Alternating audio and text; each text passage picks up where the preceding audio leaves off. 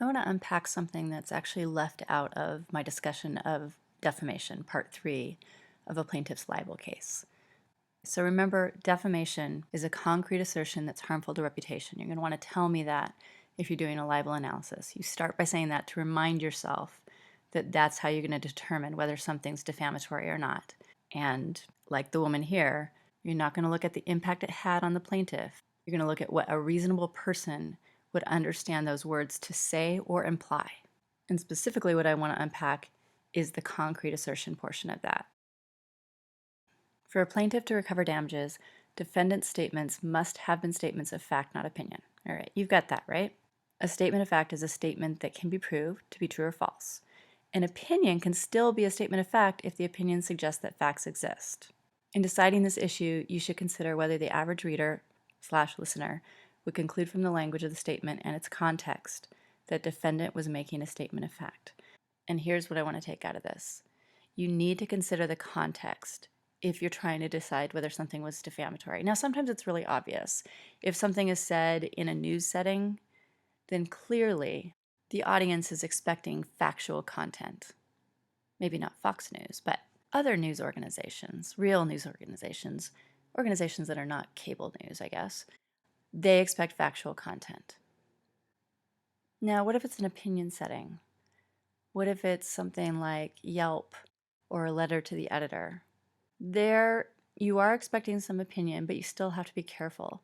If you include factual assertions in that, you're still going to be held accountable. So they kind of give you a little more slack there, but not a lot. If a speaker says, "In my opinion, John Jones is a liar," he implies a knowledge of facts which lead to the conclusion that Jones told an untruth. Even if the speaker states the facts upon which he bases his opinion, if those facts are either incorrect or incomplete, or if his assessment of them is erroneous, the statement may still imply a false assertion of fact. This is actually from a famous Supreme Court case, Milkovich v. Lorraine Journal.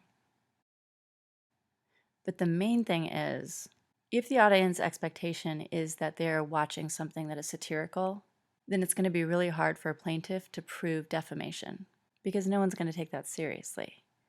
So let me show you an old example of what I'm talking about. In 1987, an actress named Martha Raye sued David Letterman for something that he said in his monologue. Now, Martha Raye would be an all-purpose public figure. She was, in her day, a household name. Good. Mr. Sir? Have you got a show of your own in television? Yep. Miss Gilgallen? Are you Martha Raye? Yes. Now, in 1987, there was an ad campaign for Polident running on television. Polident presents Martha Raye, movie star, denture wearer. Folks, I've used Polident for years, but now there's something that cleans my dentures even better. It's fantastic. New extra strength Polident. Watch it work on this tough lab stain. New extra strength Polident has 50% more of a special stain remover. 50% more. Gets those stains clean, even in between. So take it from a big mouth. New Polident Green gets tough stains clean with extra strength. Now, what David Letterman said in his monologue was that he had just seen the most terrifying commercial on television last night featuring Martha Raye, actress, condom user.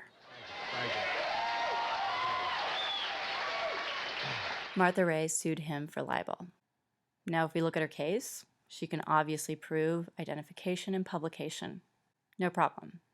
But when we come to defamation, the question is, was there a concrete assertion of fact that would harm reputation? Even if it harmed reputation, it doesn't matter, because no one watching Letterman's monologue believed for 1 second that there was really a commercial in which Martha Raye claimed to be wearing condoms, which I don't know exactly what that would suggest, that she was promiscuous or that she had a penis. I have no idea. But either way, no one would believe that.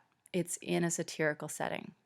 Now, again, that goes to the context. Anyone watching David Letterman's monologue knows he is going to be taking stuff out of the news and then making jokes about it, just like they do on Weekend Update on SNL, just like they do on, I don't know, everything on Comedy Central, Daily Show, Colbert, South Park.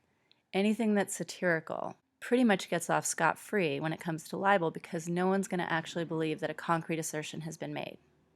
However, if something is said that is not in one of those settings, even if it's supposed to be somewhat satirical, but the average reader would not actually expect that, then you've got a problem. So I wanted to spend a little bit more time talking about context and give you a sense of that. And that's it.